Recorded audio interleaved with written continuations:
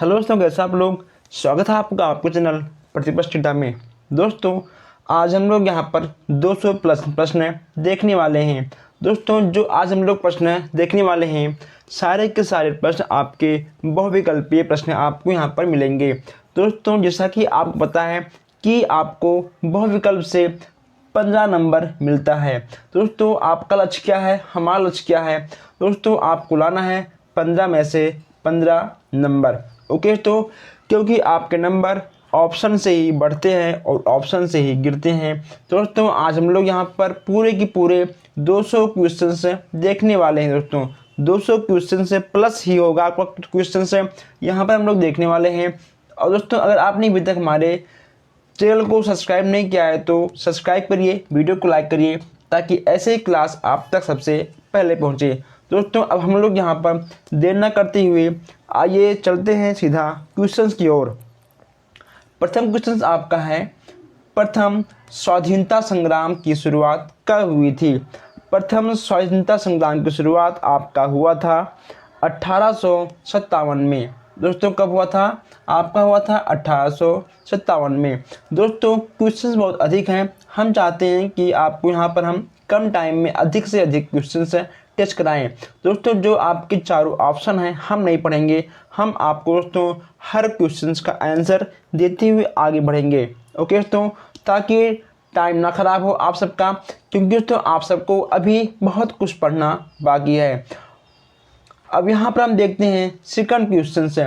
Second question आपका है, 1857 ईस्वी के आंदोलन के मध्य भारत में क्रांति का नेतृत्व किया था, किसने किया था आपको बताना है।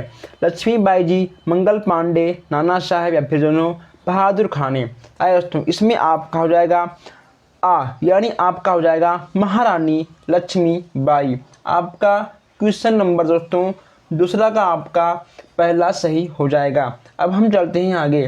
नेक्स्ट आपका है, नाना साहेब ने किस शहर पर अधिकार करके स्वयं को पेशवा घोषित किया था। अगर बात करें आंसर की तो आपका हो जाएगा आंसर कानपुर। दोस्तों, ऐसे क्वेश्चंस आपके एग्जाम में अक्सर आ ही जाते हैं, ठीक है। आपका हो जाएगा कानपुर। हम इसको थोड़ा सा जूम कर दें ताकि आपको अच्छे से दिखाई दे। देखिए, अब आपको क्वेश्चन अच्छे से दिखाई दे रहा होगा। अब यहाँ हम बात करते हैं बैरकपुर। बैरकपुर छावनी में किस सैनिक ने चर्बी युक्त कारतूस के प्रयोग से इनकार कर दिया था। दोस्तों, आप सब ने इसकी मूवी भी देखी होगी दोस्तों, मंगल पांडे इसका आंसर है। मंगल पांडे दोस्तों, इन पर कई मूवियाँ भी बन चुकी हैं मंगल पांडे पर। अब हम बात करते हैं नेक्स्ट क्वेश्चन की। नेक्स्ट आपका है, रानी लक्ष्मीबाई ने किस ब्रिटिश जनरल से युद्ध किया था। अगर बात करें आंसर की तो आपका हो जाएगा आंसर हुरोज से, यानी आपका आंसर नंबर फर्स्ट बिल्कुल सही हो जाएगा। अब हम दोस्तों आगे बढ़ते हैं। नेक्स्ट आपका है, भारतीय राष्ट्रीयता का पैगंबर किसे कहा जाता है। भारतीय राष्ट्रीयता का पैगंबर किसे कहा जाता है। आपका हो जाएगा राजा राम मोहन राय को। राजा राम मोहन राय जी को राष्ट्रीय का पैगंबर भी कहा जाता है। अब नेक्स्ट आपका क्वेश्चन है, महादेव गोविंद रनाडे ने किस समाज की स्थापना की। इसमें आपका हो जाएगा प्रार्थना समाज की स्थापना की। किसकी, प्रार्थना समाज की स्थापना की थी। ओके दोस्तों, चलिए नेक्स्ट आपका है, रामकृष्ण मिशन की स्थापना की थी। रामकृष्ण मिशन की स्थापना किसने की थी। तो आपका हो जाएगा स्वामी विवेकानंद जी ने। यानी आपका क्वेश्चन नंबर दोस्तों दूसरा आपका ठीक है सही हो जाएगा। आपका हो जाएगा आंसर स्वामी विवेकानंद जी ने की थी। अब दोस्तों आगे बढ़ते हैं। नेक्स्ट क्वेश्चन आपका आता है, बनारस हिंदू विश्वविद्यालय की स्थापना कब हुई थी। बनारस हिंदू विश्वविद्यालय की स्थापना हुई थी आपकी 1916 में। कब हुई थी, आपकी हुई थी 1916 में। चलिए दोस्तों आगे बढ़ते हैं। नेक्स्ट आपका है, एंग्लो ओरिएंटल कॉलेज की स्थापना की गई थी। दोस्तों, कहाँ की गई थी। आपका हो जाएगा आंसर अलीगढ़ में। अलीगढ़ में की गई थी। नेक्स्ट आपका है, सत्य शोधक समाज का गठन किसने किया था? सत्य शोधक समाज का गठन किसने किया था? दोस्तों आपका हो जाएगा ज्योतिबा फूले ने। किसने किया दोस्तों? आपका हो जाएगा ज्योतिबा फूले ने। ओके दोस्तों, चलिए आगे बढ़ते हैं। नेक्स्ट आपका है भारत के राष्ट्रीय आंदोलन प्रमुख कौन थे? भारत के राष्ट्रीय आंदोलन के प्रमुख कौन क्या थे, ये आपको बताना है। दोस्तों अगर ठीक है बात करें आंसर की, दोस्तों इसका आपका आ और बा दोनों सही हो जाएगा। ओके दोस्तों, बंगभंग आंदोलन और आपका हो जाएगा एक रोलेट आंदोलन, ये आपके दोनों ही आंदोलन थे। अब नेक्स्ट आपका है यहाँ पर स्वराज्य हमारा जन्मसिद्ध अधिकार है, इसे हम लेकर रहेंगे, यह नारा किसने दिया था? दोस्तों ऐसे नारे आपके एग्जाम में एक ना एक पूछ ले जाएंगे, इसीलिए आप लोग क्वेश्चंस को अच्छे से देखते हुए आगे बढ़िए। और दोस्तों आप लोग चैनल को जरूर आप लोग सब्सक्राइब करिए ताकि हर क्लास आप तक सबसे पहले पहुंचे। अब यहाँ हम बात करते हैं स्वराज्य हमारा जन्मसिद्ध अधिकार है, यह नारा किसका है? तो यह हो जाएगा आपका लोकमान्य तिलक का। किसका? लोकमान्य तिलक का। दोस्तों नेक्स्ट आपका है भारतीय मुस्लिम लीग की स्थापना कब हुई थी? भारतीय मुस्लिम लीग की स्थापना कब हुई थी, ये आपको बताना है। अगर बात करें आंसर की तो इसमें आपका हो जाएगा आंसर नंबर बा, यानी 1906 में। 1906 में आपके भारतीय मुस्लिम लीग की स्थापना की गई थी। दोस्तों जालियांवाला बाग हत्याकांड कब हुआ था? जालियांवाला बाग हत्याकांड कब हुआ था? दोस्तों ये आपका गोल्डन टेम्पल के पास में ही मौजूद है। जब भी आप दोस्तों कभी जाओगे अमृतसर तो वहाँ पर आपको गोल्डन टेम्पल प्लस आपको जालियांवाला बाग हत्याकांड दोनों साथ में देखने को मिल जाएगा, वहाँ पर दोनों पास पास है। अब दोस्तों बात करें आंसर की तो यह हो जाएगा आपका 13 अप्रैल 1919 को। कब? 13 अप्रैल 1919 को। ओके दोस्तों चलिए अब आगे बढ़ते हैं। नेक्स्ट आपका है रोलेट एक्ट विधेयक कब लागू हुआ था? दोस्तों आपको बताना है कि रोलेट एक्ट विधेयक कब लागू हुआ था, तो आपका हो जाएगा आंसर नंबर आ, यानी 8 मार्च 1919 को। कब? 8 मार्च 1919 को। नेक्स्ट आपका है हिंदुस्तान रिपब्लिक एसोसिएशन का गठन कहाँ हुआ था? दोस्तों बहुत ही आसान क्वेश्चन है, इसमें आपका हो जाएगा कानपुर में गठन किया गया था। अब हम आगे बढ़ते हैं स्वराज दल के अध्यक्ष कौन थे?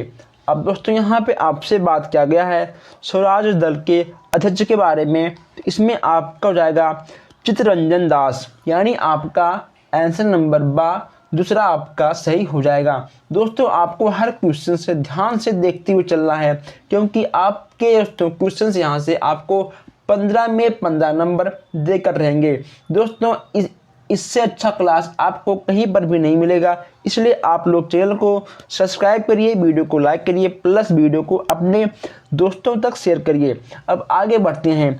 आज मेरे ऊपर बरसी एक लाठी की चोट, अंग्रेजों के ताबूत की लीक बनेगी, यह कथन दोस्तों किसका था? यह कथन था आपका लाला लाजपत राय का था, यानी आपका हो जाएगा आंसर नंबर सा बिल्कुल सही हो जाएगा। ओके दोस्तों चलिए हम आगे बढ़ते हैं। नेक्स्ट आपका है दांडी मार्च की यात्रा कितने किलोमीटर की थी? दोस्तों कभी कभी आपसे यहाँ से भी क्वेश्चन आ जाते हैं, इसमें आपका हो जाएगा 512 किलोमीटर। कितना दोस्तों? आपका हो जाएगा 512 किलोमीटर। ठीक है चलिए आगे बढ़ते हैं। नेक्स्ट आपका है प्रथम गोलमेज सम्मेलन कब आयोजित किया गया था? इसमें आपका हो जाएगा नवंबर 1930 को। कब दोस्तों? नवंबर 1930 में आपका प्रथम गोलमेज सम्मेलन आयोजित हुआ था। चलिए दोस्तों आगे बढ़ते हैं। नेक्स्ट आपका है नेहरू जी को भारत रत्न पुरस्कार कब मिला? नेहरू जी को भारत रत्न पुरस्कार कब मिला? इसमें आपका हो जाएगा सन 1955 में। कब दोस्तों? सन 1955 में। आगे बढ़ते हैं। नेक्स्ट आपका है रहनुमाई सभा की स्थापना किसने की थी? इसमें आपका हो जाएगा दादा भाई नौरोजी। अब दोस्तों इसका आपका फर्स्ट आंसर सही हो जाएगा। नेक्स्ट आपका है, किस स्वतंत्रता सेनानी को पंजाब केसरी कहा जाता है? अब यहाँ हम बात करते हैं पंजाब केसरी की। अगर जहाँ पर भी बात आएगी पंजाब केसरी की, वहाँ पे आपका हो जाएगा लाला लाजपत राय को। ओके दोस्तों, लाला लाजपत राय को पंजाब केसरी भी कहा जाता है। नेक्स्ट आपका है, भारत की स्वतंत्रता में योगदान देने वाले प्रमुख नेता कौन थे? दोस्तों अगर बात करें नेताओं की, दोस्तों आपके सभी नेताएं थे, यानी दोस्तों गोपाल कृष्ण गोखले भी थे आपके, ठीक है दोस्तों, लाला लाजपत राय भी थे और दादा भाई जी थे, यानी आपका हो जाएगा आंसर नंबर द बिल्कुल आपका सही हो जाएगा। अब दोस्तों हम आगे बढ़ते हैं। यहाँ पर दोस्तों हम हर क्वेश्चन आपको दिखाने वाले हैं। नेक्स्ट आपका है, भूमध्य रेखा से दूरवर्ती या उच्च अक्षांशों पर तापमान है। दोस्तों तापमान क्या है? तापमान दोस्तों आपका कम है, ठीक है दोस्तों, आपका तापमान कम है, अधिक नहीं है, और ना आपका सम है और ना आपका नम है। ठीक है दोस्तों, नेक्स्ट आपका है, भारत में 15 सितंबर से 15 दिसंबर तक रहती है दोस्तों कौन सी ऋतु रहती है? यहाँ पे आपको ऋतु की बात कही गई है दोस्तों, आपका हो जाएगा आंसर नंबर बा, ठीक है। चलिए नेक्स्ट आपका है, जलवायु को प्रभावित करने वाला प्रमुख कारण कौन सा है? जलवायु को प्रभावित करने वाला आपका प्रमुख कारण कौन सा है दोस्तों? तो इसमें आपका वायु, समुद्र, पर्वत। ओके तो इसमें आपकी तीनों आते हैं, यानी आपका हो जाएगा उपयुक्त सभी, आपका हो जाएगा आंसर नंबर द बिल्कुल सही हो जाएगा, ठीक है। चलिए अब आगे बढ़ते हैं। नेक्स्ट आपका है, भारत के उत्तरी मैदान में किस प्रकार की जलवायु पाई जाती है? भारत के उत्तरी मैदान में किस प्रकार की जलवायु पाई जाती है दोस्तों? इसमें आपका हो जाएगा विषम जलवायु, यानी आपका तीसरा बिल्कुल सही हो जाएगा सा। नेक्स्ट आपका है, भारतीय प्रायद्वीप के पूर्व में स्थित है। भारतीय प्रायद्वीप के पूर्व में दोस्तों स्थित है क्या? आपका स्थित है बंगाल की खाड़ी। ओके दोस्तों, आपका स्थित है बंगाल की खाड़ी, ठीक है। चलिए अब हम आगे बढ़ते हैं। नेक्स्ट आपका है, भारत की जलवायु है, भारत की दोस्तों जलवायु कैसी है? आपकी मानसूनी है दोस्तों। यहाँ से भी क्वेश्चंस आपके बन सकते हैं। अब यहाँ हम बात करते हैं, पूर्वी जेट स्ट्रीम पर्वत को स्थित ग्रीष्म ऋतु में किस अक्षांश में रखी गई है दोस्तों? आपका हो जाएगा इसमें आंसर नंबर बा, यानी 15 अंश उत्तर, ठीक दोस्तों। चलिए दोस्तों अब हम आगे बढ़ते हैं। अब यहाँ पर हम कुछ बात करते हैं हिमालय को लेकर। हिमालय पर्वत की ऊंचाई कितनी है दोस्तों? आपको बताना है कि हिमालय पर्वत की ऊंचाई तो कितनी है दोस्तों। बहुत ही आसान क्वेश्चन है, आप ऐसे क्वेश्चंस को चुटकियों में हल कर लोगे। अब बात करते हैं ऊंचाई की दोस्तों, यह हो जाएगा आपका 6000 मीटर। नेक्स्ट आपका है, भारत में सबसे अधिक तांबा निकलता है दोस्तों। आपको बताना है कि भारत में सबसे अधिक तांबा कहाँ पे निकलता है? इसमें आपका हो जाएगा आंसर नंबर बा, यानी सिंह भूमि में, आपका बा बिल्कुल सही हो जाएगा। आगे बढ़ते हैं, भारत में लौह इस्पात का निजी कारखाना है। भारत में लौह इस्पात का निजी कारखाना दोस्तों कहाँ पर है? आपका हो जाएगा आ और बा दोनों, यानी आपका सा बिल्कुल सही हो जाएगा। ओके दोस्तों, आपका जमशेदपुर और आपका कोलकाता दोनों जगह पर आपके भारत में लौह इस्पात के निजी कारखाने पाए जाते हैं। चलिए दोस्तों अब आगे बढ़ते हैं। नेक्स्ट आपसे पूछा गया है कि भारत का प्रमुख कुटीर उद्योग, भारत का प्रमुख कुटीर उद्योग कौन सा है दोस्तों? इसमें आपका खादी, महीन और दोस्तों आपका कालीन, यानी आपका उपयुक्त सभी इसमें सही हो जाएगा। दोस्तों ये क्वेश्चन आपका 18 बैच में आया हुआ था। नेक्स्ट आपका है भारत में गन्ने का किस राज्य में अधिक उत्पादन किया जाता है। भारत में गन्ने का किस किस राज्य में अधिक उत्पादन किया जाता है। अगर बात करें गन्ने की तो आपका हो जाएगा उत्तर प्रदेश। दोस्तों अपने उत्तर प्रदेश में गन्ना सबसे अधिक उत्पादन होता है। यह हमें जानकर या आपको जानकर बहुत ही खुशी होगी कि उत्तर प्रदेश में गन्ना सबसे अधिक उत्पादन होता है। वर्तमान में नेक्स्ट आपका है वर्तमान में लघु उद्योग की निवेश सीमा है। दोस्तों वर्तमान में लघु उद्योग की निवेश सीमा है, यह आपका हो जाएगा 1 करोड़। कितना दोस्तों? आपका हो जाएगा 1 करोड़। ठीक है, आइए दोस्तों अब हम आगे बढ़ते हैं। नेक्स्ट आपका यहाँ पर है आधुनिक ढंग का पहला कागज कारखाना भारत में कहाँ स्थापित किया था। दोस्तों पहला कागज कारखाना आपका कहाँ पे स्टार्ट हुआ था। आपका हो जाएगा बाली कोलकाता में। कोलकाता में आपका पहला कागज का कारखाना स्टार्ट किया गया था। नेक्स्ट आपका है केंद्रीय रेशम बोर्ड की स्थापना कब हुई थी। केंद्रीय रेशम बोर्ड की स्थापना कब हुई थी। आपका हो जाएगा 1949 में। कब दोस्तों? 1949 में। नेक्स्ट आपका है किस राज्य को रत्न भंगर कहा जाता है। इसमें आपका हो जाएगा आंध्र प्रदेश दोस्तों। ठीक है, आंध्र प्रदेश है। अब दोस्तों नेक्स्ट आपका है नोट छापने की प्रेस मध्य प्रदेश के किस जिले में स्थित है। वाह दोस्तों बहुत ही अच्छी बात है। नोट छापने की प्रेस मध्य प्रदेश के किस जिले में स्थित है। आपको बताना है दोस्तों कि किस जिले में स्थित है। दोस्तों आपको जानकर बहुत ही खुशी होगी, ये दोस्तों आपका स्थित है ग्वालियर में। यानी आपका आंसर नंबर द बिल्कुल सही हो जाएगा। अब यहाँ पर हम इसको थोड़ा जूम कर दें ताकि आपको देखने में आसानी हो। चलिए दोस्तों अब यहाँ पे है आपका नेक्स्ट क्वेश्चन से नागालैंड की राजधानी है। नागालैंड की राजधानी कहाँ पर है। इसमें तो आपका हो जाएगा कोहिमा। कोहिमा यानी आपका बा बिल्कुल सही हो जाएगा। त्रिपुरा की राजधानी का नाम क्या है। दोस्तों त्रिपुरा की राजधानी का नाम क्या है। दोस्तों इसमें आपका हो जाएगा अगरतला।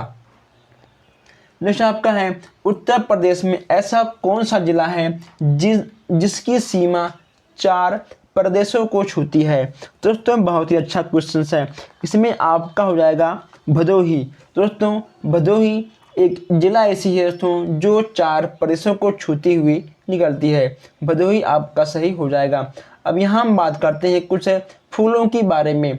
उत्तर प्रदेश का राजकीय फूल क्या है। उत्तर प्रदेश का राजकीय फूल क्या है दोस्तों। इसमें आपका हो जाएगा पलाश। ओके दोस्तों प्लस आपका हो जाएगा 18 बैच में आया था। तो कुछ लोगों ने सूर्यमुखी मारकर आए थे दोस्तों और कुछ लोगों ने लगाया था गुलाब। ओके दोस्तों तो आपका ये दोनों गलत हो जाएगा। आपका हो जाएगा ठीक है प्लस यानी आपका बा बिल्कुल सही हो जाएगा। नेक्स्ट आपका है उत्तर प्रदेश की स्थापना दिवस है।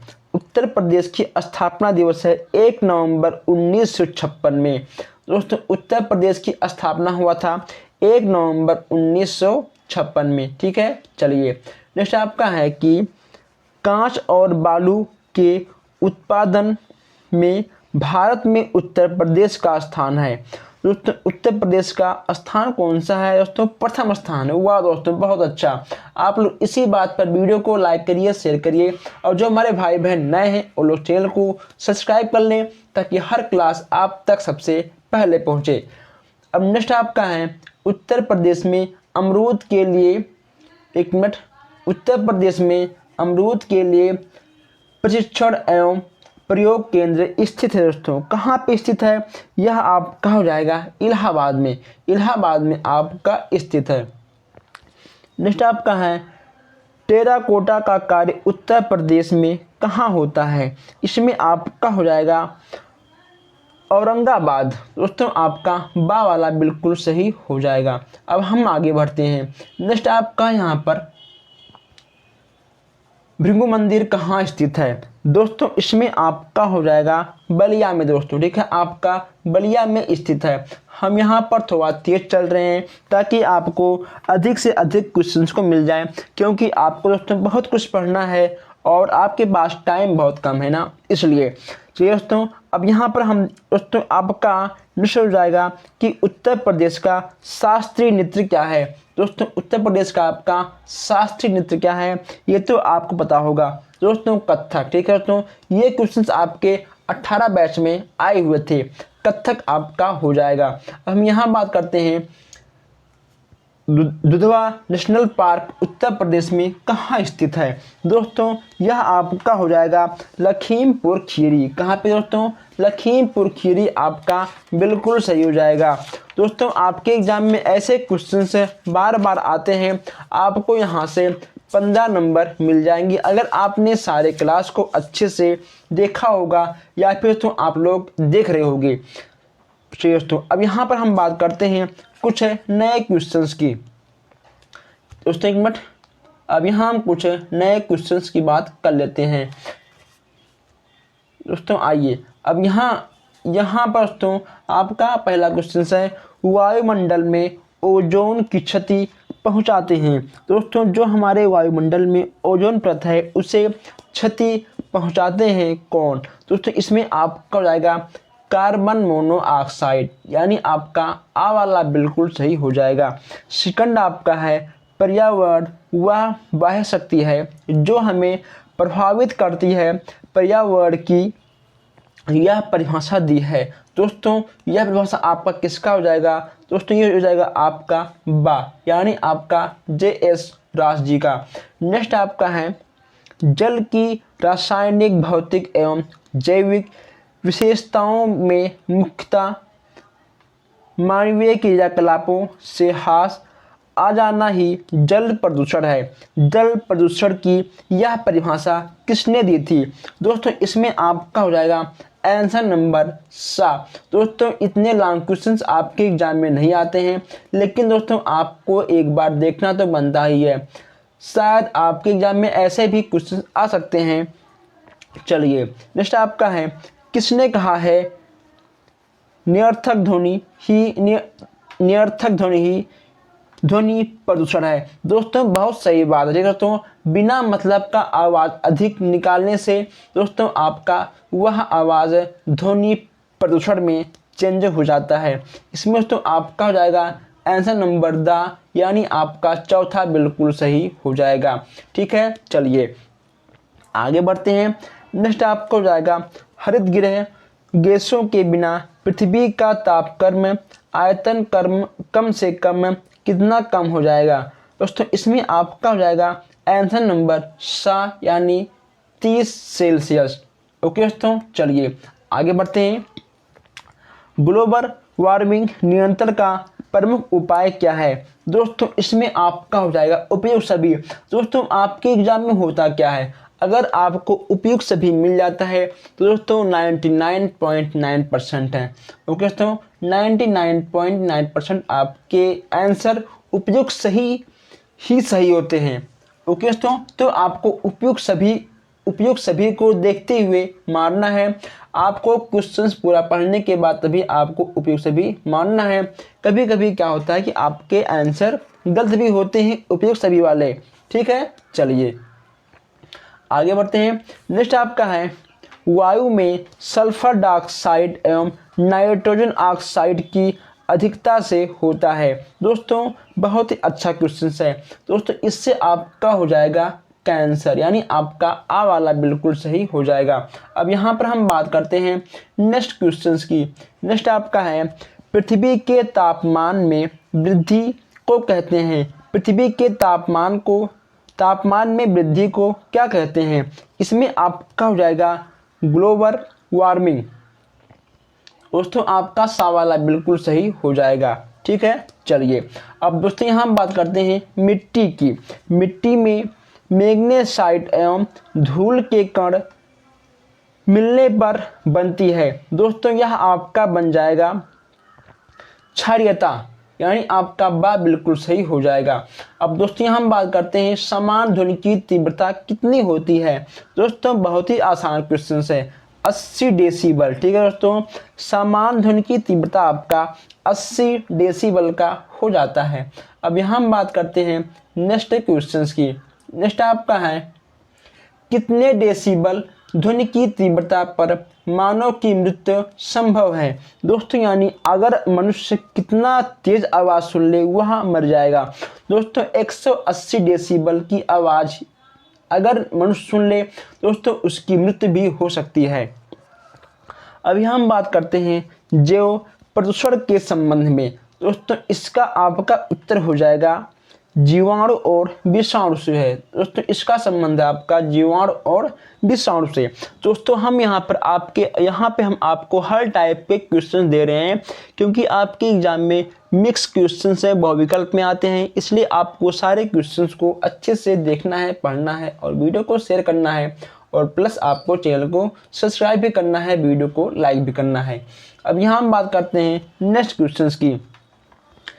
रेडियो धर्मी प्रदूषण का प्राकृतिक स्रोत क्या है। दोस्तों इसमें आपका हो जाएगा आंसर नंबर बा, यानी आपका दूसरा बिल्कुल सही हो जाएगा।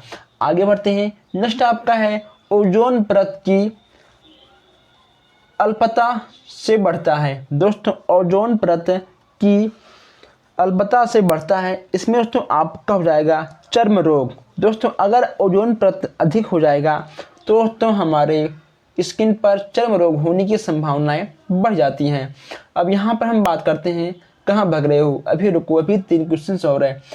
दोस्तों तीसरा आपका है उष्मारोधी गैसों के फलस्वरूप पृथ्वी के तापमान में वृद्धि हो जाती है, इसे कहा जाता है। दोस्तों इसे हम लोग कहते हैं ग्लोबल वार्मिंग, यानी आपका आंसर नंबर दा बिल्कुल सही हो जाएगा। अब यहाँ हम बात करते हैं अम्लीय वर्षा होने का मुख्य कारण क्या है। अम्लीय वर्षा होने का मुख्य कारण दोस्तों है आपका वनों का कम होना।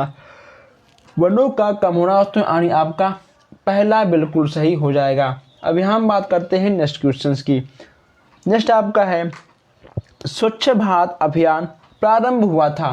दोस्तों यह आपका प्रारंभ हुआ था 2 अक्टूबर 1914 में आपका स्वच्छ भारत अभियान पूरा दोस्तों आपका प्रारंभ हुआ था। ठीक है, आपका स्वच्छ भारत अभियान 2 अक्टूबर को ही प्रारंभ हुआ था। अब दोस्तों हम लोग आगे बढ़ते हैं कुछ नए क्वेश्चंस की ओर। अब यहाँ पे हम बात करते हैं संयुक्त राष्ट्र संघ का घोषणा पत्र तैयार किया गया था। दोस्तों कब, यह आपका हो जाएगा 26 जून 1945 में। आगे बढ़ते हैं दोस्तों, हम यहाँ पर हर क्वेश्चंस को देखते हुए बहुत तेज़ी के साथ आगे बढ़ेंगे, क्योंकि आपको बहुत कुछ पढ़ना है दोस्तों। 200 प्लस क्वेश्चंस हैं। ठीक है, अगर हम चारों ऑप्शन पढ़ते हुए बढ़ेंगे दोस्तों, कहीं ना कहीं यह क्लास आपका 1.5 से 2 घंटे का बन जाएगा दोस्तों। ठीक है, तो उससे कोई फ़ायदा नहीं है। ठीक है, फ़ायदा क्या है कि आप अधिक से अधिक क्वेश्चंस को देखते हुए आगे बढ़िए, समझते हुए आगे बढ़िए। अब यहाँ पे आपका नेक्स्ट है संयुक्त राष्ट्र की आम सभा की पहली बैठक कब हुई थी। इसमें दोस्तों पहली बैठक हुई थी, यानी पहली बैठक आपकी कहाँ पे हुई थी, तो आपका हो जाएगा बा, यानी आपका हो जाएगा दोस्तों लंदन में। ठीक है, चलिए नेक्स्ट आपका है संयुक्त राष्ट्र संघ की प्रतीक है। दोस्तों इसकी प्रतीक क्या है, इसमें आपका हो जाएगा सा। दोस्तों सा आपका बिल्कुल सही हो जाएगा।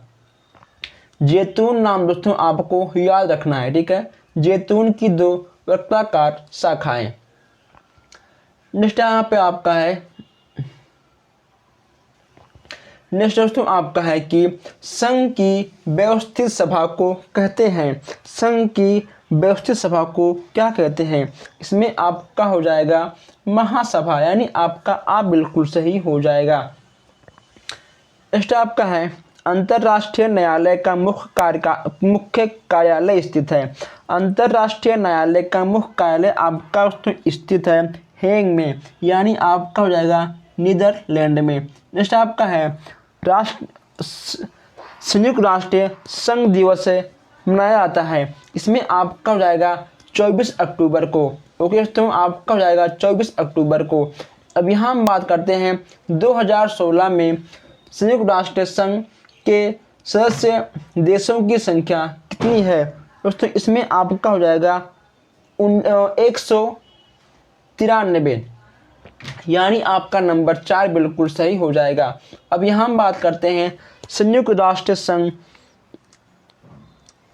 दोस्तों, इसमें हो जाएगा आपका संयुक्त राष्ट्र संघ की सुरक्षा परिषद में कितने अस्थायी सदस्य होते हैं दोस्तों? 10। कितने होते हैं आपके? 10 हो जाते हैं।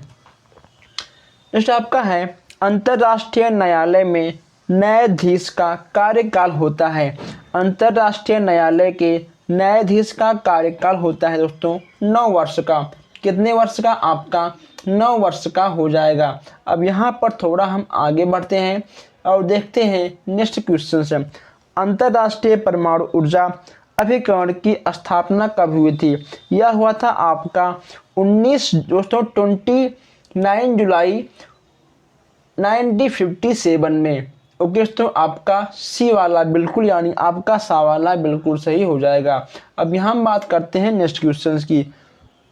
नेक्स्ट आपका है विश्व व्यापार संघ किस सन में अस्तित्व में आया था दोस्तों? यहाँ आपका जाएगा 1995। कब आया था दोस्तों? आपका 1995 आया था दोस्तों। अब आप लोग जल्दी से इस क्वेश्चन को पढ़िए और आप लोग दोस्तों जल्दी से कमेंट बॉक्स में इसका आंसर मुझे दीजिए।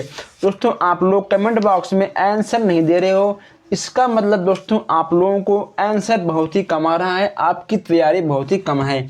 ठीक दोस्तों, चलिए कोई बात नहीं, आपकी तैयारी आराम से हो जाएगी।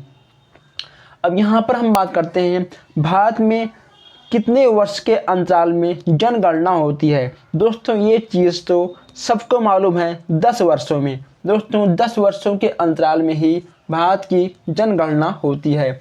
अभी हम बात करते हैं नेक्स्ट क्वेश्चन की।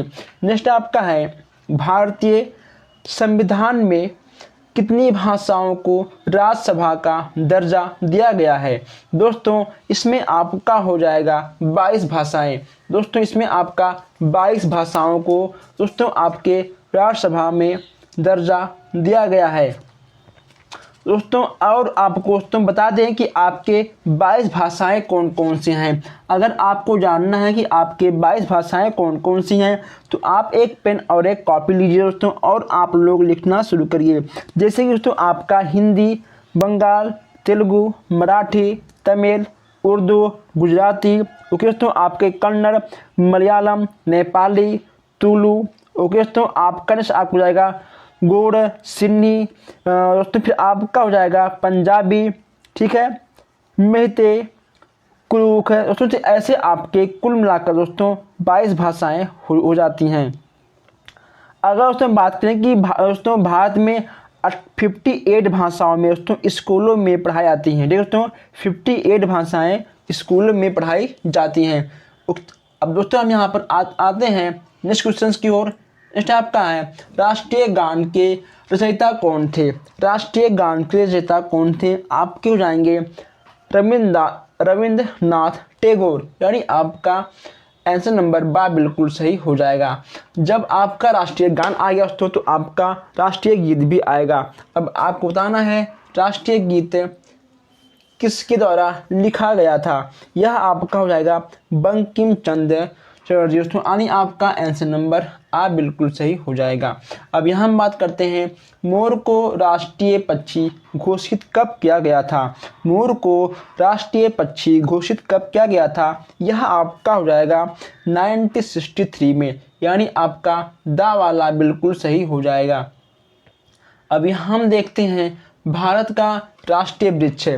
भारत का राष्ट्रीय वृक्ष दोस्तों आपका कौन होगा? बहुत ही आसान क्वेश्चन है। इसमें आपका हो जाएगा बरगद। बरगद ही आपका भारत का राष्ट्रीय वृक्ष है। अब दोस्तों यहाँ हम बात करते हैं राष्ट्रीय पुष्प।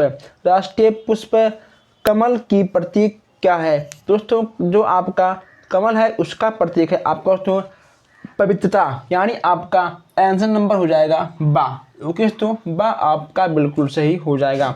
अब हम दोस्तों यहाँ पर आगे बढ़ते हैं और इसको हम थोड़ा सा जूम भी करते हैं। चलिए दोस्तों अब हम दोस्तों आपको यहाँ पर बताते हैं इसका नेक्स्ट आंसर। यहाँ पे आपको लिखा हुआ दिख रहा है कि सांप्रदायिकता का आशय क्या है।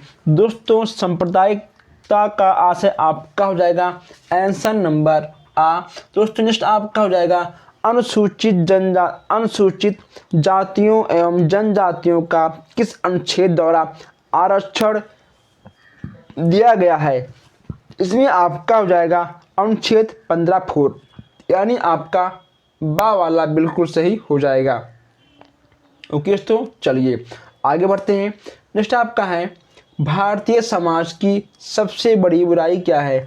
भारतीय समाज की सबसे बड़ी बुराई है आपका गरीबी। दोस्तों हमारे भारतीय समाज में गरीबी आपको हर जगह देखने को मिल जाएगा। नेक्स्ट आपका है भारत और चीन के बीच पंचशील संधि तिब्बत मुद्दे पर। दोस्तों पंचशील संधि मतलब तिब्बत मुद्दे पर कब हुआ था। दोस्तों यह हो जाएगा आपका 29 मई 1954 में, यानी आपका आ वाला क्वेश्चन बिल्कुल सही हो जाएगा। थोड़ा इसको हम जूम कर दें ताकि आपको क्वेश्चन अच्छे से दिखाई दे। उसमें आइए आपका और जूम नहीं होगा, चलिए कोई बात नहीं, आपको क्वेश्चन आंसर दोनों दिख रहे होंगे। अभी हम बात करते हैं पंचशील सिद्धांतों में इनमें से कौन सा सिद्धांत सम्मिलित है। दोस्तों पंचशील सिद्धांतों में इनमें से आपका कौन सा सिद्धांत सम्मिलित है। दोस्तों हमने आपसे कहा था कि जहां पर आपको दिख जाए उपयुक्त सभी, दोस्तों उसको तुरंत मानना है, आपका उपयुक्त सभी ही बिल्कुल सही हो जाएगा। अब दोस्तों यहाँ हम देखिए बात करते हैं क्वेश्चन नंबर नेक्स्ट की। दोस्तों अब देखिए नेक्स्ट आपका है किस अनुच्छेद में अस्पृश्यता यानी जो छुआछूत, ठीक है, किस अनुच्छेद में छुआछूत को दंडनीय अपराध घोषित किया गया है। इसमें आपका हो जाएगा अनुच्छेद नंबर 17। ओके दोस्तों 17 आपका बिल्कुल सही हो जाएगा। अब यहाँ पर हम देखते हैं नेक्स्ट आपका है भारतीय लोकतंत्र के समक्ष कौन सी प्रमुख चुनौती है। दोस्तों इसमें आपका हो जाएगा जातिवाद। दोस्तों हमारे समाज में, हमारे देश में दोस्तों जातिवाद बहुत ही अधिक, बहुत तेज़ी के साथ फैलता है। हम हिंदू हैं, आप मुस्लिम हो, आप सिख हो, आप ईसाई हो, हम ऊंच जात के हैं, आप नीच जात की हो। दोस्तों ये सब बहुत तेज़ी के साथ फैल रहा है और तो इसे कम करने के लिए हमें शिक्षा पर अधिक जोर देना होगा। ठीक है दोस्तों, अधिक जोर देना होगा हमें शिक्षा पर। अगर तो मान लो आपसे पूछ ले कि छुआछूत को कम करने के लिए क्या अपनाया जाए, दोस्तों आपको शिक्षा ही लिखना है दोस्तों, और आपको कुछ भी नहीं दोस्तों, आपको सरकारी आवास मतलब दोस्तों सरकारी मतलब दोस्तों आपके तो सहयोग, आपको कुछ नहीं, आपको लिखना है शिक्षा। दोस्तों अगर हर व्यक्ति को शिक्षा मिल जाएगा तो वह कभी भी छुआछूत ऊंच नीच की भावनाएं कभी नहीं रखेगा। ठीक है चलिए नेक्स्ट आपका है 10वीं कक्षा से पहले छात्रवृत्ति योजना किस सन में प्रारंभ हुई थी। यह आपका हो जाएगा 1978 में। 1978 से आपको 10वीं कक्षा के पहले ही छात्रवृत्ति दी जा रही है। नेक्स्ट आपका है कि आदिवासी क्षेत्रों में किस प्रकार के स्कूलों की स्थापना का प्रावधान था। इसमें आपका हो जाएगा आश्रम स्कूल। ओके दोस्तों ये क्वेश्चन आपका 18 बैच में एक बार आया भी था। इसमें आपका हो जाएगा आश्रम स्कूल। ओके दोस्तों चलिए इसको थोड़ा हम जूम कर दे रहा हूँ। दोस्तों अब यहाँ पर आपको इसका भी आंसर बहुत तेज़ी के साथ देना होगा। दोस्तों हम बहुत तेज़ी के साथ सारे क्वेश्चंस को कवर करने वाले हैं क्योंकि आपको अभी बहुत कुछ पढ़ना है और आप लोग हर क्वेश्चन को ध्यान से देखिए, वीडियो को लाइक करिए और दोस्तों आप लोग वीडियो को शेयर करिए। अभी आप लोगों ने ना वीडियो को लाइक किया है दोस्तों और ना भी आप लोगों ने शेयर किया है। ठीक है ये अच्छी बात नहीं है। आप लोग लाइक करिए प्लस शेयर करिए ताकि दोस्तों हम ऐसे क्लास आपके लिए हमेशा लेकर आते रहें। अब यहाँ पर हम बात करते हैं इस क्वेश्चंस की। दोस्तों इसमें आपको लिखा हुआ दिख रहा होगा कि मानव की मूलभूत आवश्यकताओं की पूर्ति हेतु प्राप्त वस्तुओं को जुटाने पर समर्थता है। दोस्तों इसमें आपका हो जाएगा निरपेक्ष गरीबी। दोस्तों आपका हो जाएगा निरपेक्ष गरीबी। ठीक है दोस्तों, चलिए नेक्स्ट आपका है आय की असमानताओं का अभिप्रयास है। इसमें आपका हो जाएगा सापेक्ष गरीबी। दोस्तों आपको इन सारे क्वेश्चंस को अच्छे से एक बार और देखना आवश्यक है। ठीक है, आप कम से कम इस क्वेश्चंस को 2 से 3 बार अच्छे से देख लीजिएगा। आप इसका स्क्रीनशॉट ठीक है तो खींच लीजिए। दूसरे स्थान पर सबसे अधिक जनसंख्या वाला देश कौन सा है? दूसरे स्थान पर सबसे अधिक जनसंख्या वाला देश कौन सा है? दोस्तों आपका हो जाएगा ठीक है भारत। और दोस्तों पहले पर कौन है आपको मुझे कमेंट बॉक्स में बताना है। अब यहाँ हम बात करते हैं कि नेक्स्ट क्वेश्चंस की, भारत में पहली जनगणना कब हुई थी? भारत में पहली जनगणना दोस्तों कब हुई थी? आपका हो जाएगा 1872 में। कब दोस्तों? आपका हो जाएगा 1872 में। ठीक है, चलिए विश्व जनगणना दिवस कब मनाया जाता है? विश्व जनगणना दिवस कब मनाया जाता है? इसमें आपका हो जाएगा सन 1872 में। सन 1872 में। दोस्तों एक मिनट, विश्व जनगणना इसमें तो आपका हो जाएगा ठीक है 11 जुलाई। ये आपका 1872 दोस्तों आपका होगा भारत का पहला जनगणना। दोस्तों आपका विश्व जनगणना दिवस आपका हो जाएगा 11 जुलाई। ठीक है, चलिए नेक्स्ट आपका है मध्यम जनसंख्या घनत्व का क्षेत्रफल है। दोस्तों इसमें आपका हो जाएगा आंसर नंबर क्या? दोस्तों इसमें आपका हो जाएगा आंसर नंबर सा, यानी आपका झारखंड बिल्कुल सही हो जाएगा।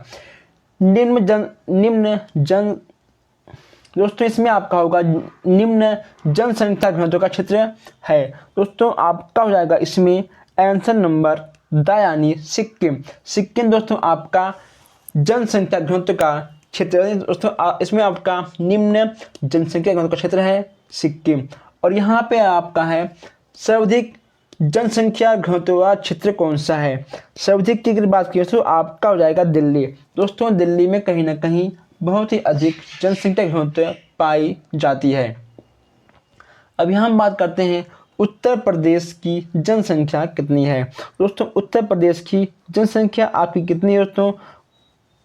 90.90 करोड़। दोस्तों आपको दोस्तों एक बार वो दोस्तों जो वर्तमान में जनसंख्या है आपको उसे एक बार देखकर जाना होगा, क्योंकि दोस्तों आपसे वर्तमान से भी क्वेश्चंस आ सकते हैं।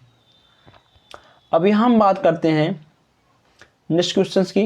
एक मिनट, चलिए दोस्तों अब यहाँ हम बात करते हैं नेक्स्ट क्वेश्चंस की। इसमें आपका है प्रतिवर्ष 1000 जनसंख्या पर जीवित नवजात बच्चों की संख्या कहलाती है। दोस्तों यह हो जाएगा आपका जन्म दर। ठीक है, चलिए जनांकिकी शब्द का सर्वप्रथम प्रयोग किया था। दोस्तों इसमें आपका हो जाएगा आंसर नंबर द। अब यहाँ हम देखते हैं सन 2011 की जनगणना के अनुसार भारत का लिंगानुपात कितना है। दोस्तों आपका जनगणना 11 में हुआ था, दोस्तों 21 में होने का चांस था, लेकिन दोस्तों अभी तक आपका 21 में कोई भी जनगणना नहीं हुआ था। दोस्तों आपको ही उत्तर मानना है। ठीक है, क्योंकि उसे पूछा गया आपसे कि 11 के अनुसार इसमें आपका हो जाएगा 943। ओके दोस्तों, चलिए 943 इसमें आपका हो जाएगा, यानी आपका हो जाएगा आंसर आ। अब यहाँ हम आगे बढ़ते हैं। नेक्स्ट आपका हो जाएगा सन 2011 की जनगणना के अनुसार उत्तर प्रदेश का लिंगानुपात दोस्तों कितना है। दोस्तों इसमें आपका हो जाएगा आंसर नंबर सा, यानी 1912। ओके दोस्तों 1912 आपका हो जाएगा। जो आपका दोस्तों ये था, ठीक है, ये था आपका भारत का, ठीक है, ये दोस्तों आपका उत्तर प्रदेश का है। ठीक है, चलिए अब थोड़ा आगे बढ़ते हैं। नेक्स्ट आपका है मृत्यु दर घटने का कारण क्या है। दोस्तों इसमें आपका हो जाएगा आर्थिक स्तर में सुधार। ओके दोस्तों आर्थिक स्तर में सुधार आपका हो जाएगा। अब यहाँ हम बात करते हैं 15वां क्वेश्चन की। राष्ट्रीय जनसंख्या नीति 2000 कब अनुमोदित की गई थी। राष्ट्रीय जनसंख्या नीति 2000 कब अनुमोदित की गई थी। इसमें आपका हो जाएगा 15 फरवरी 2000 में। दोस्तों 15 फरवरी 2000 में इसका आंसर आपका हो जाएगा। नेक्स्ट आपका है भारतवर्ष की साक्षरता दर कितनी है। दोस्तों भारतवर्ष की आपकी हो जाएगा साक्षरता दर, इसमें आपका हो जाएगा 73%। दोस्तों कितना हो जाएगा आपका होगा 73%। ठीक है जी दोस्तों, अब आगे बढ़ते हैं। नेक्स्ट आपका है भारत में सबसे अधिक जनसंख्या वाला राज्य कौन सा है। इसमें आपका हो जाएगा उत्तर प्रदेश है। नेक्स्ट आपका है भारत का सबसे कम जनसंख्या वाला राज्य कौन सा है। इसमें आपका हो जाएगा लक्षद्वीप। ठीक है दोस्तों, सबसे अधिक उत्तर प्रदेश और सबसे कम आपका होगा लक्षद्वीप। ठीक है दोस्तों, आपको इन दोनों क्वेश्चंस का स्क्रीनशॉट खींचना है क्योंकि यहाँ से क्वेश्चंस आपके बन सकते हैं। नेक्स्ट आपका है भारत का सबसे कम जनसंख्या घनत्व वाला राज्य कौन सा है। इसमें दोस्तों आपका हो जाएगा अरुणाचल प्रदेश, यानी आपका बा बिल्कुल सही हो जाएगा। अब यहाँ हम बात करते हैं नेक्स्ट क्वेश्चंस की। नेक्स्ट क्वेश्चंस आपका है कि जनसंख्या के सिद्धांत का प्रतिपादन करने वाले प्रथम अर्थशास्त्री थे। इसमें दोस्तों आपका हो जाएगा सा, यानी आपका तीसरा बिल्कुल सही हो जाएगा। नेक्स्ट आपका है जनसंख्या शिक्षा सेल की स्थापना की गई। जनसंख्या शिक्षा सेल की स्थापना उसमें की गई थी। यह आपका हो जाएगा आंसर नंबर द। ओके दोस्तों, आपका हो जाएगा आंसर नंबर द। दोस्तों आपको बताना है कि आपको दोस्तों ये क्लास कैसा लगा, आपको कमेंट बॉक्स में दोस्तों तो बताना है। और दोस्तों अगर आपका कोई भी प्रॉब्लम हो, अगर आपको कोई भी शंका शिकायत हो तो आप हमसे कमेंट बॉक्स में बात भी कर सकते हो। दोस्तों आज हम लोगों ने यहाँ पर 20+ क्वेश्चंस देखे हैं। दोस्तों आप लोग वीडियो को अधिक से अधिक लाइक करिए, शेयर करिए। आज आप लोगों ने यहाँ पर 200+ क्वेश्चंस पढ़े हैं। दोस्तों यहाँ से आपके 15 नंबर आपके एग्जाम में ज़रूर आएंगे। दोस्तों 100% गारंटी है। दोस्तों आप लोग इस क्लास को एक बार और देख लीजिएगा ताकि आपका दोस्तों हर क्वेश्चन दोबारा से रिवीजन हो जाए। ओके दोस्तों बस आज के लिए इतना ही। फिर मिलते हैं नेक्स्ट क्लास में। तब तक के लिए आप लोग वीडियो को लाइक शेयर कमेंट और सब्सक्राइब तो करते रहिए। Thank you.